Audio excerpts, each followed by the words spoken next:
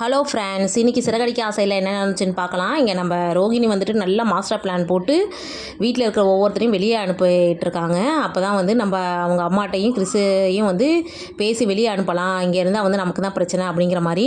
ஆனால் முத்துக்கு வந்து ஒரு சவாரி வருது, அதுக்கு போகலான்னு வெளியில் போகிறாரு. ஆனால் வந்து அது கேன்சல் ஆயிடுச்சு. சரி, ஓகே, நான் இன்றைக்கி கிறிஸோட கொஞ்சம் பேசிட்டு விளாண்டுட்டு இருக்கேன், நீங்கள் போங்கம்மா, நீங்கள் போய் ரெஸ்ட் எடுத்துக்கோங்க, இனிமேல் சவாரி வந்தால் தான் நான் போகணும் அப்படிங்கிற மாதிரி சொல்லிட்டு இங்கே பேசிகிட்டு இருக்காரு. ஆனால் ரோகிணிக்கு வந்து ஒரே டென்ஷன், என்னடா இவனை வெளியே அனுப்பலான்னு பார்த்தா இப்படி உட்காந்துட்டானே அப்படின்ட்டு. என்ன கிரேஸ், எங்கேயாவது வெளியில் போகலாமா, இல்லை வேணாம் உனக்கு கண்ணு சரியாகட்டும், அதுக்கப்புறம் நான் உனக்கு இங்கே எல்லாத்தையும் சுற்றி காட்டுறேன் அப்படிங்கிற மாதிரி நல்லா பேசிகிட்டு இருக்காரு.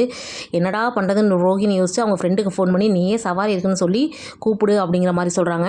அதே மாதிரி அவங்களும் பேசுகிறாங்க. முத்துவும் வந்து கிளம்பி போயிடுறாங்க. இங்கே நம்ம ரோகிணி வந்துட்டு அவங்க அம்மாட்ட வந்து, இப்போ நீ எதுக்குமா வந்த, என் வாழ்க்கையை வந்து கெடுக்கணும்னு நினைக்கிறியா, ஏற்கனவே ஒரு தடவை என் வாழ்க்கை கெட்டு போனது பத்தலையா அப்படின்னு ரொம்ப கோபமாக பேசிகிட்டு இருக்காங்க.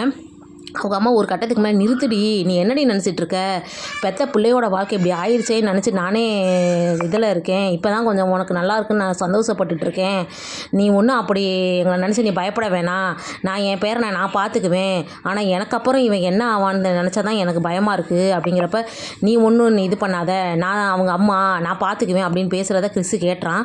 ஓ அத்தை, நீ வந்து எங்கள் அம்மாவா, அப்போ நீ அத்தை கிடையாது, அம்மா எங்கே இருக்கா அப்படின்னு அப்படியே வரான். அப்படியே தட்டி கீழே உந்துறான். ரோகிணி கட்டி பிடிச்சி முத்தம் கொடுக்குறாங்க. பார்க்கலாம்.